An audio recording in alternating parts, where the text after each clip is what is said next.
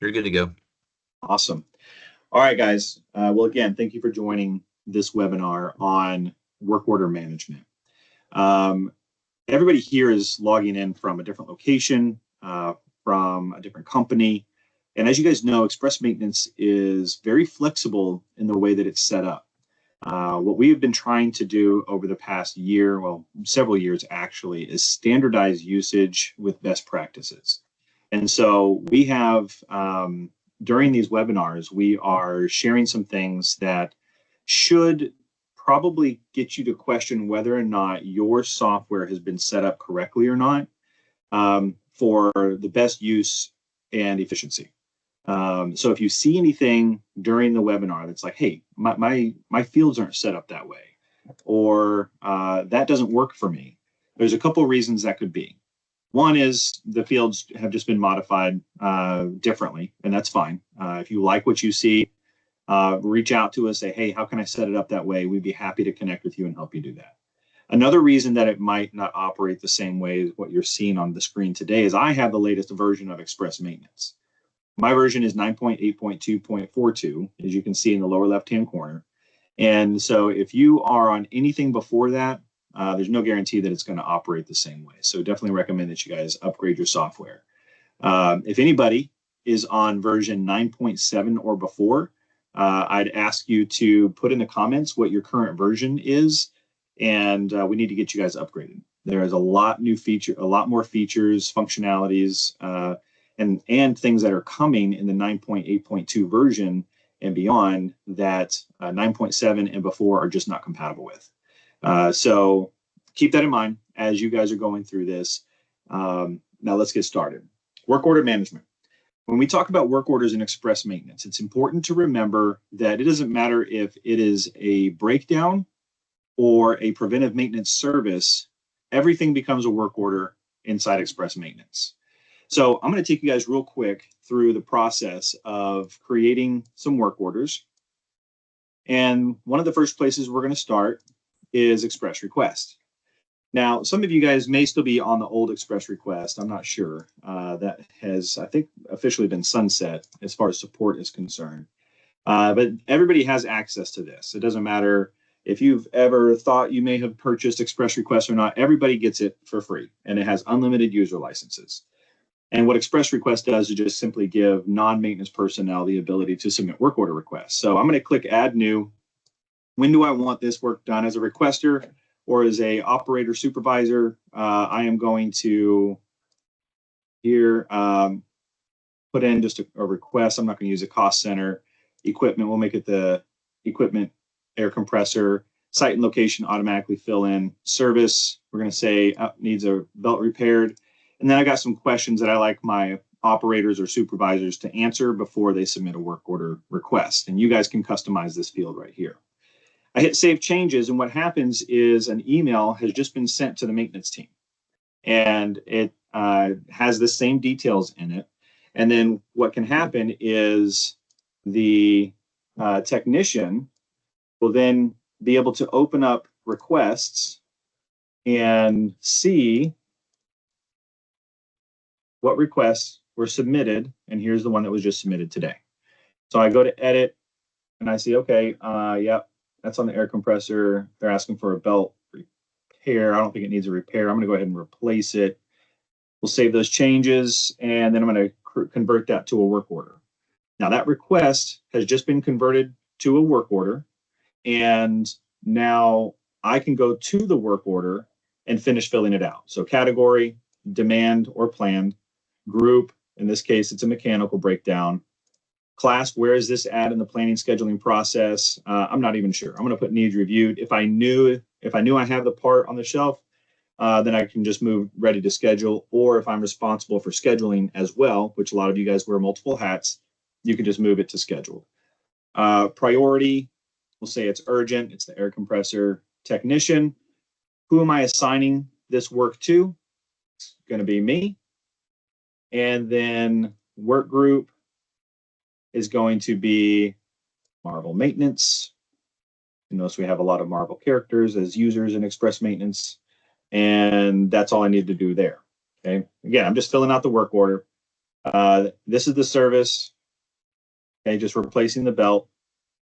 Parts, I need to add a part. Now I can add a part multiple ways. I can just simply click this field here and add the right part, or I can use my scanner here, and I've got my phone in my hand, and I can scan a barcode that got printed out of Express Maintenance and is now affixed to the racks, bins, and shelves for all of my parts.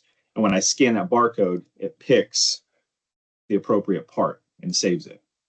Okay, then work order notes. Here's the requester's notes. And now I'm done. Now I've taken the time to enter a work order, and now whoever is responsible for completing this work order, maybe it's me, maybe it's somebody else, can go in and complete the work order. Now, to complete the work order in the mobile app is very simple. You don't have to put the started and complete time. If you do want to capture the start time and you want to know your response time, that start date and time can help with that. It's based on your SOP and the KPIs that you guys want to run. But all I have to do is just make sure that the service has my actual labor hours on it.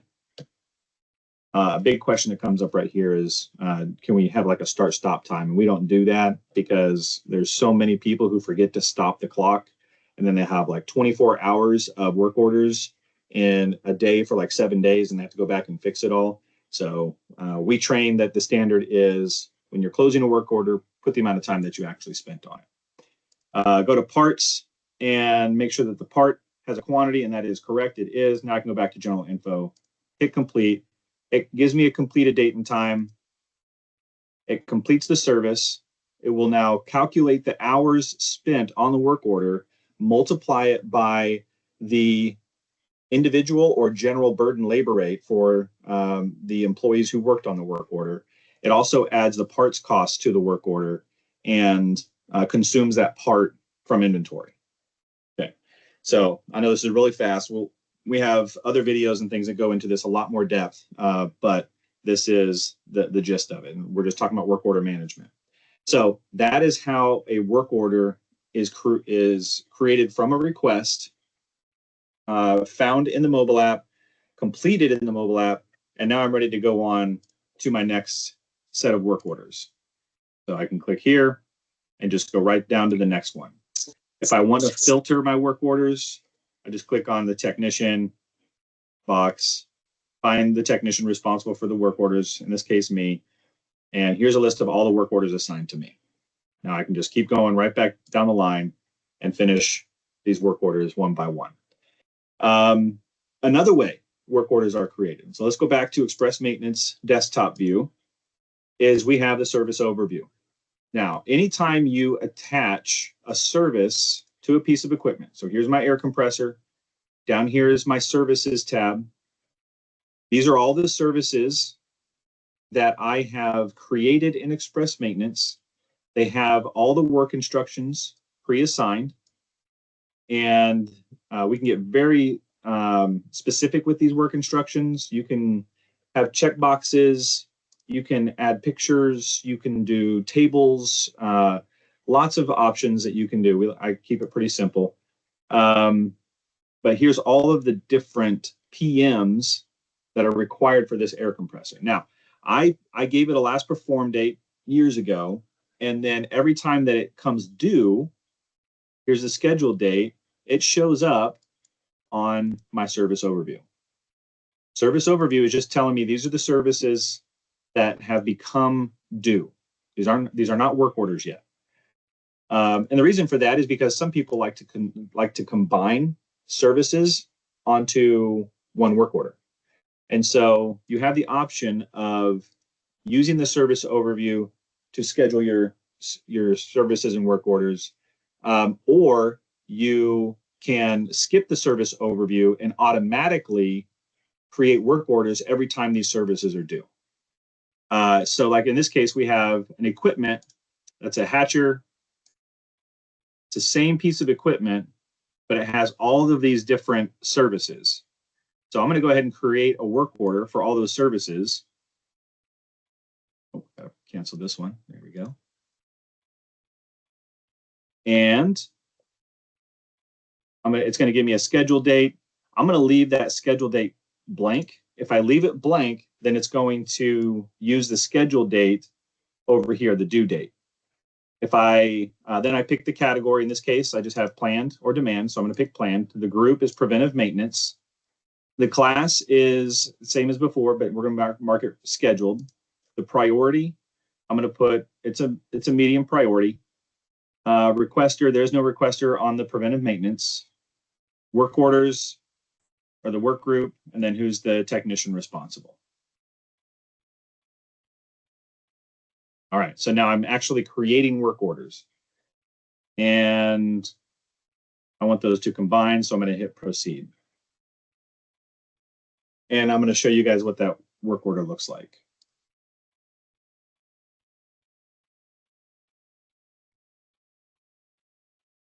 Here's the work order. If I print it out, it's got these 3 services listed and all their work instructions. Okay, so that is how you convert a work order or a service into a work order. And now that work order will exist on the service overview. So from the service or from the work order overview is really where we are managing work orders. So all the things that we've talked about up to this point is how do services, whether it's planned or demand, end up becoming a work order. Everything ends up on a work order right here, and we can see and break down every work order. If I just want to see all of my demand work orders, come over to category and hit demand. If you're not using this field on your work orders, you can't do this. This is one of those things that we'd like to standardize. If I want to see all my planned work orders, here's my preventive maintenance. If I want to see all my preventive maintenance work orders for just a specific technician, I can do that there. So this is why it's important that you use as many fields as possible and to the best of your advantage. You can definitely overkill using fields. I'm not a big proponent of wasting time collecting erroneous data. But the long-term benefit of being able to collect the category, the group, the class, is that you can break down future KPI reports like total cost to maintain. You want to know what your total cost to maintain was on one of your number 1 assets, but you want to see the demand, your breakdown cost versus your preventive maintenance cost. It's going to require filling out those fields. So whoever is responsible for the data entry on the work orders, and I'm a big proponent of having the technicians own their work orders, meaning that they are the ones that go in and complete the work orders, so that, and it's because they're the most intimate with that work, and they need to be held accountable to it. So whoever's entering this, you guys need to have an SOP for all of the fields that they need to use and how they need to use them. If you've never gone through our SOP development, and that's something that you'd be interested in, I'd encourage you to get in touch with us, Tim or I, and we can describe what that is. And it's about a 9 to 12 page document that shows how you manage maintenance using your maintenance management software.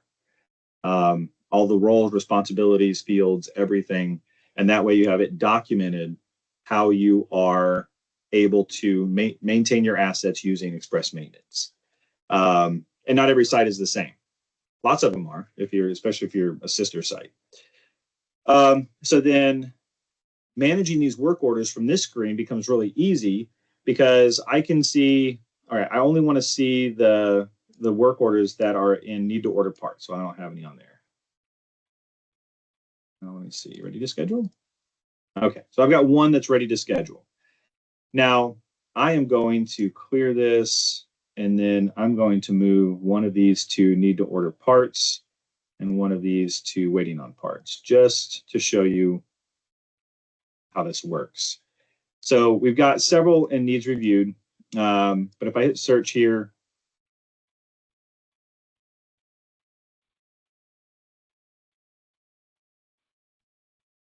none of them are working. That's why. Save it. Yeah, I didn't save it when I changed those fields. So here's one that needs reviewed. Now I can go into that work order and I can say, okay, this is a PM, and see if it requires any parts. Oh, it does. All right.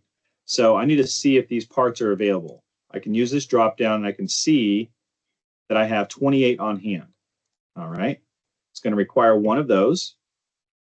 Let's check out this air filter. Do I have any of those on hand? I have 8 right there. It's going to require one of those. And this one, I have 4 of those on hand. It's going to require one of those. All right. Now, save this.